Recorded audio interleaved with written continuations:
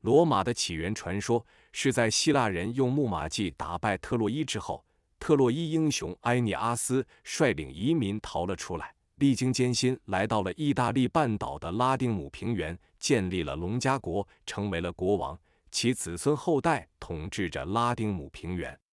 到了第15代国王努米托尔时，被自己的弟弟阿穆利乌斯篡夺了王位，还处死了努米托尔的所有儿子，并将努米托尔的女儿西尔维亚送去做了女祭司，让其不能结婚生子。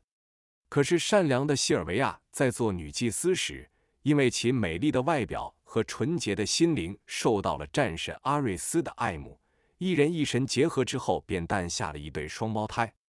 这件事情被阿穆利乌斯知道后十分生气，便命令仆人将2个孩子丢进台伯河中淹死。但是仆人可怜2个正在哭泣的婴儿，只将其放在了河岸边就走了，希望有好心人路过这里能收养2个婴儿。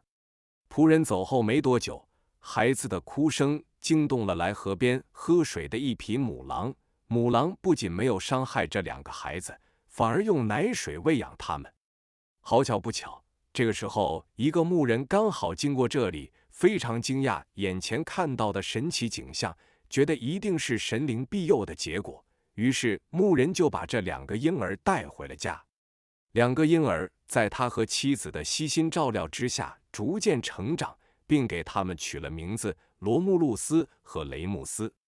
成年后的罗慕路斯和雷穆斯在偶然情况下得知自己的真实身份，深深的仇恨促使兄弟2人聚集了众多不满阿穆利乌斯统治的公民，发动了一场暴动，夺回了王位。胜利后，2兄弟决定在母狼喂养他们的台伯河边建立一座新的城池。2人却因为这个新城取什么名字而发生了争执，双方都想用自己的名字来命名，各不相让。由此，兄弟2人之间发生了一场混战，在混战中，罗慕路斯杀了雷穆斯。从此，罗慕路斯的名字被冠以这座新城的名称罗马。同时，罗慕路斯还设立了元老院、包族大会等一系列的政治制度。在公元前753年，罗马正式建成，罗慕路斯成为了罗马的第1个国王。到了公元前510年，罗马的第7个王高傲者塔克文被推翻为止，先后有7个王统治罗马，这个时期被称之为王政时代。王政时代后期，随着国家的稳定和生产力的发展，罗马公民开始分化，有钱的人开始成为贵族，破产的人只能依靠贵族生活，甚至成为奴隶。因此，大量的公民变成了贵族的私有财产，导致了罗马的兵源不足，向国家缴税的公民也越来越少，而贵族却越来越富有。在第6王塞尔维乌斯即位后，根据当时的罗马情况进行了一系列的改革，打乱了之前按血缘关系建立的包族大会，改为按公民所在的地区为根据，建立新的部落，扩大了罗马公民的范围。然后又对公民财产进行普查，将公民按财产的多寡划分为5个等级，各个等级有不同的义务和提供不同数目的百人队，保障了罗马的兵源和税收，并且创立了有利于贵族的森都利亚大会作为新的公民大会，缓和了国王与贵族之间的矛盾。以上这些内容就是著名的塞尔维乌斯改革，历史学界普遍将这次的改革定义为真正的罗马建国。因为在改革之后，罗马才正式摆脱了原始的血缘氏族制度，建立了真正意义上的阶级国家，而且等级贵族制也成为日后中世纪西欧封建等级制的源头。虽然塞尔维乌斯的改革使罗马的政治制度更加成熟，但同时也助长了贵族的权力不断扩张，垄断了元老院和许多公务员职位。到了第7王高傲者塔克文统治时期，塔克文开始谋求加强王权，以削弱贵族的权力，导致国王和贵族之间的关系十分紧张。而塔克文的无赖儿子塞斯图斯偏偏这个时候强奸了贵族卢修斯的妻子。这件事情直接导致了元老院贵族号召所有拉丁人起义，赶走塔克文一家，正式废除了国王制度。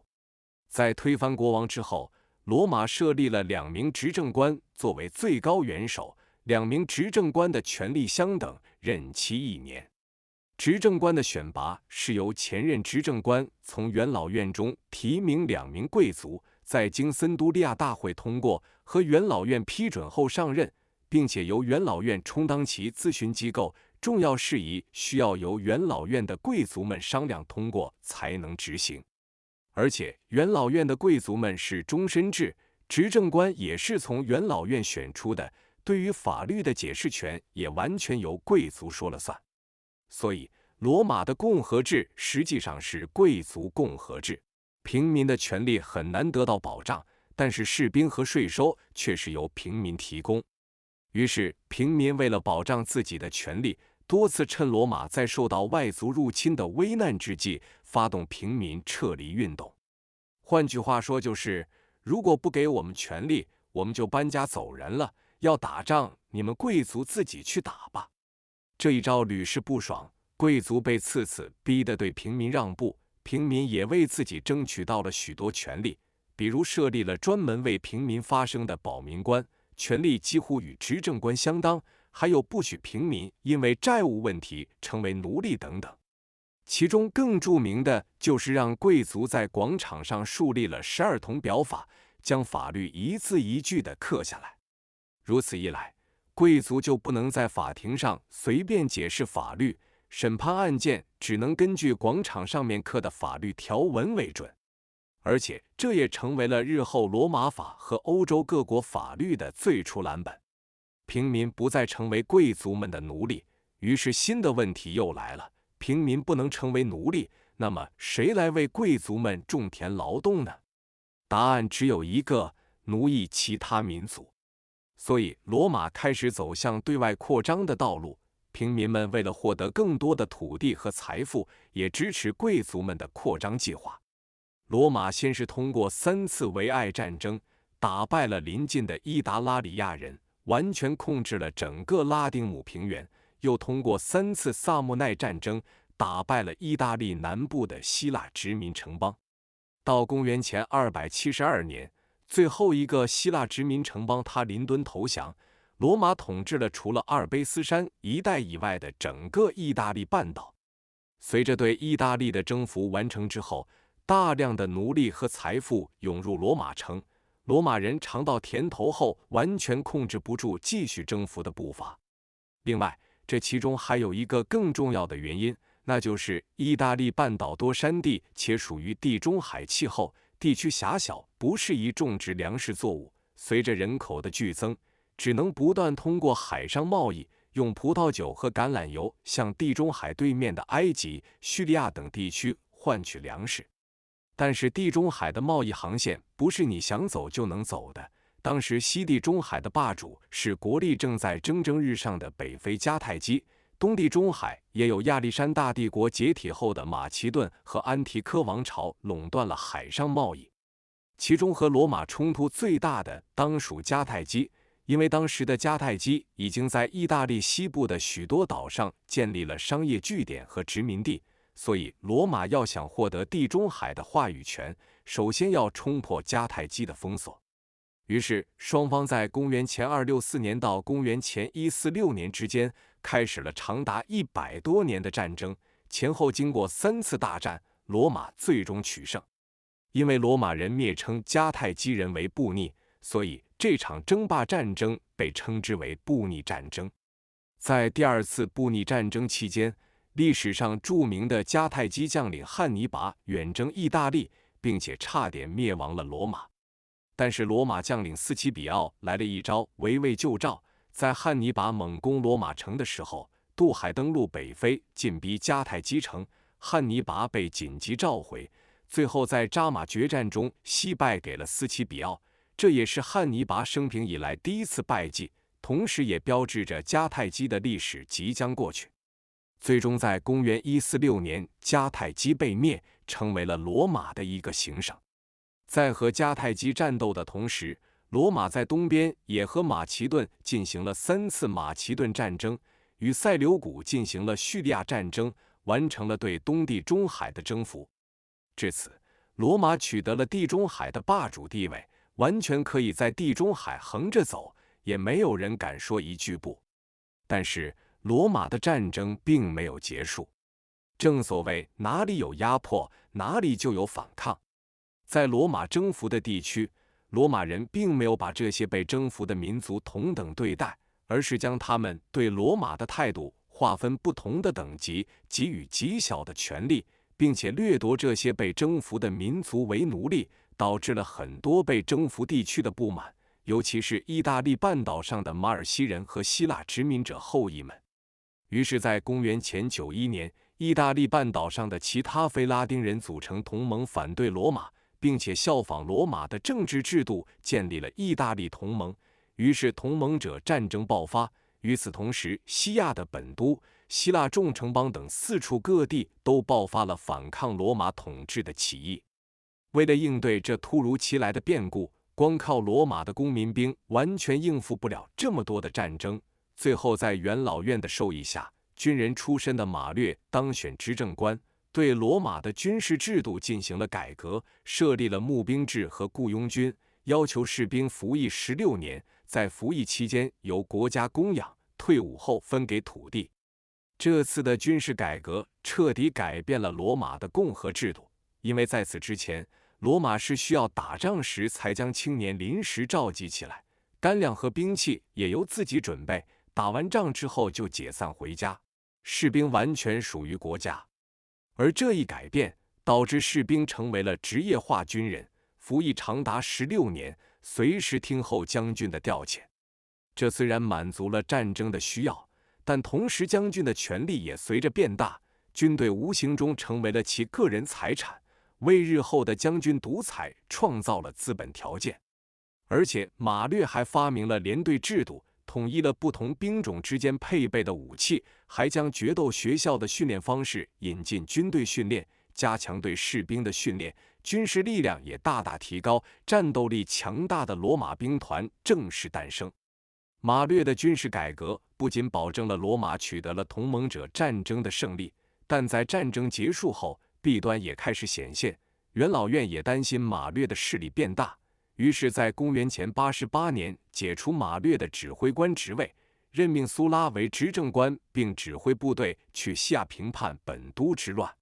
在苏拉的军队还未离开意大利时，远在北非的马略通过自己留在罗马城的手下发动政变，下令罢免了苏拉。而苏拉也不是个软柿子，随即带领军队掉头攻打罗马城，开了罗马人打罗马人的历史先河。双方之间进行了长达5年的内战，最终苏拉打败了马略。而获胜的苏拉远比马略强势，直接通过自己手握军权的实力，在罗马建立了个人军事独裁。在苏拉死后，罗马的贵族们以为罗马的政权又可以恢复到像原来一样由元老院说的算时，好巧不巧，这个时候又爆发了罗马历史上最大规模的奴隶起义——斯巴达起义。关于斯巴达的故事已经被改编成为了多部影视剧和小说作品，大家或许都从影视剧里面了解过这位猛男。斯巴达原本是一名决斗学院的奴隶，因不满压迫，率领70名决斗奴隶发起反抗，没想到最后发展为12万人之多的起义大军。起义军横扫整个意大利半岛，从南打到北，又从北打到南，无数的罗马贵族被屠杀。这个时候，慌乱之中的元老院又只能把权力委托给了军事贵族。就在镇压了斯巴达起义后，罗马历史舞台上诞生了3名枭雄：庞培、克拉苏和凯撒。而3人在战后为了瓜分权力，组成了秘密同盟，一起对抗元老院，这就是历史上有名的前3头同盟。就在元老院日益衰落，已经不能威胁到他们的统治时，3人的矛盾也开始激化。到了公元前53年，克拉苏战死在帕提亚战争中，3头只剩2雄对峙。克拉苏死后的第2年，凯撒出征高卢，也就是今天的法国地区。在凯撒带兵走后，元老院倒向了庞培，并且宣布凯撒为罗马公敌。于是，一场新的内战爆发了。而凯撒作为西方历史上著名的军事奇才，不仅有着杰出的领导能力，也有着过人的谋略和智慧。元老院和庞培根本抵不住凯撒的进攻。在庞培战败出走埃及后，凯撒为追击庞培打到了埃及，便邂逅了赫赫有名的埃及艳后克里奥帕特拉七世。在凯撒完全获得了内战的胜利后，被元老院任命为终生执政官，大权独揽。实际上，此时的罗马已经是披着共和外衣的帝制了。但凯撒还没来得及称帝，就被元老院中的共和派给刺杀了。凯撒死后，其手下将领安东尼、雷必达和屋大维又开始了新一轮的角逐。在他们内斗的同时，元老院的地位得到增强，三人不得已暂停斗争，转向结盟，共同对抗元老院，史称后三头同盟。他们三人的命运也如同前三头同盟一样，元老院不能威胁他们的地位时，同盟关系迟早会破裂，新一轮的内战又再次拉开。在他们三人中，势力最为强大的安东尼是被最看好的一位，但是安东尼空有赫赫战功和声望，却缺乏政治头脑，在后来迷恋上埃及艳后，沉醉于美色之中。而精明的屋大维控制了元老院，大有挟天子以令诸侯的味道。他先是联合雷必达打败了安东尼主力，又通过政治手段剥夺了雷必达的军事实权，最终在公元前31年完全打败安东尼，还顺手灭亡了托勒密埃及，将埃及变为了罗马的一个行省。公元前27年，元老院赠给屋大维奥古斯都称号，正式确立元首制，标志着罗马从共和时代正式进入帝国时代。自屋大维后，其养子提比略继位，先后经卡里古拉、克劳迪、尼禄共历4帝，史称克劳迪王朝。在克劳迪王朝的前3帝中，不断完善罗马的政治制度，改善罗马人的生活，更重要的是在不断加强皇帝的权力，削弱元老院的特权。但到了第4个皇帝尼禄登上皇位后，成为了罗马历史上的第1个暴君。尼禄残暴凶狠，放荡不羁，不理朝政，更是为了想修建新的宫殿，放火烧了罗马城。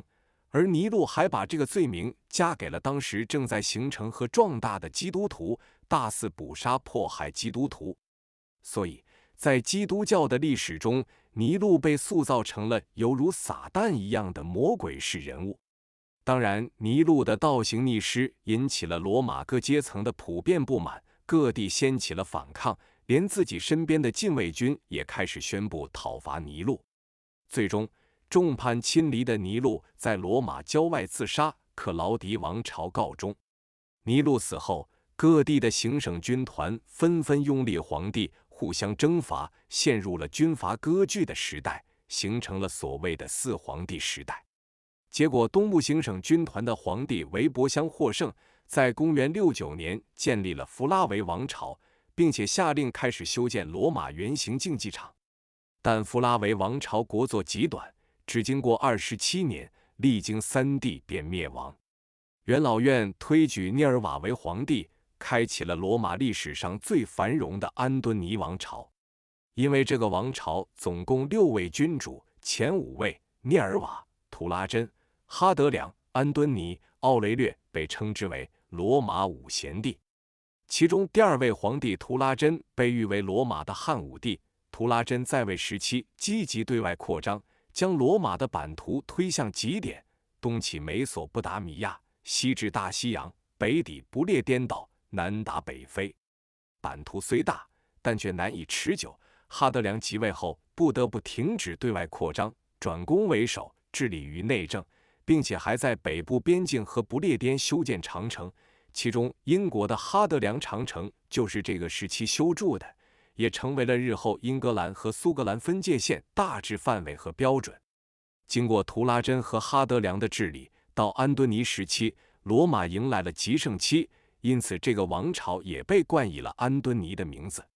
然而，在罗马国境内呈现一片繁荣气象的同时，在东部和北部的草原地区却发生着极大的变化。那就是远在东方的匈奴人因为抵御不住大汉王朝的进攻，北匈奴开始西迁了，上帝之鞭一路从东方抽打到西边来。在安敦尼王朝后期，大量罗马北部的东哥特人、西哥特人、汪达尔人、法兰克人这些日耳曼蛮族因为抵挡不住匈奴人的入侵，开始纷纷逃窜到罗马境内，在罗马边境烧杀抢掠。祸不单行，安敦尼王朝的最后一任皇帝康茂德因为暴政被刺杀后，罗马再次陷入内战。在这期间，虽然短暂地出现过统一的塞维鲁王朝，但罗马又很快地进入了最混乱的30建主时期。最终在长达100多年的混乱后，公元284年，戴克里先扫平内乱，对罗马进行大改革，实行4帝共治制度，就是将整个罗马帝国一分为二，自己治理罗马的东部，将西部交给了自己的好基友马克西米安，两人都称奥古斯都，而在两人之下，各自再找一个副皇帝称为凯撒，分管一部分地区。并且戴克里先还为了解决日耳曼蛮族的问题，开始改革军事，吸收蛮族入伍，对其实行招安政策。然而，这个政策却为后来西罗马的灭亡埋下了祸患。在戴克里先和马克西米安退位后，罗马又爆发了地位争夺战，最终一代著名帝王君士坦丁一世获得胜利，废除了4帝共治制度，并将首都从罗马迁都到拜占庭，取名君士坦丁堡，号为新罗马。而且君士坦丁针对日益壮大的基督教，对基督徒进行让步，在公元313年发布米兰敕令，承认基督教的合法性。323年又在尼西亚召开了基督教历史上第一次宗教大集结，统一了基督教内部对圣经的解释权，制定了尼西亚信条，成为了基督徒必须遵守的教义。由于君士坦丁对基督教所做的贡献，君士坦丁也被基督徒称之为第一大帝。在君士坦丁去世50多年后，罗马皇帝狄奥多西一世正式将基督教奉为国教，从此基督教教义成为欧洲人民的价值观核心，如同中国的儒家思想对中国历史的影响一样，深深地刻入了思想的骨髓。公元395年，狄奥多西一世临终前，将罗马一分为二，交给2个儿子管理，罗马帝国再次分裂。而且这个时候，西罗马奴隶起义频繁，外部的匈奴人在波河流域站稳了脚跟，建立了匈奴帝国，并且欧洲的梦魇匈奴王阿提拉开始崛起。东罗马帝国因为商业的繁荣和奴隶起义较少，还能勉强抵御蛮族和匈奴人的入侵，而西罗马却在内外打击之下，最后一个西罗马帝国皇帝罗慕路斯在公元476年被日耳曼蛮族雇佣兵首领奥多亚克罢黜，西罗马灭亡。日耳曼蛮族正式在西欧登上历史舞台，东哥特王国、西哥特王国、勃艮第王国、法兰克王国等等一些日耳曼国家在西罗马的废墟上开始建立，历史也进入了中世纪时期。而仅存的东罗马帝国，也就是历史学家们称呼的拜占庭帝国，只能蜷缩在亚欧交界地区，苟延残喘地续写罗马帝国的最后一抹余晖。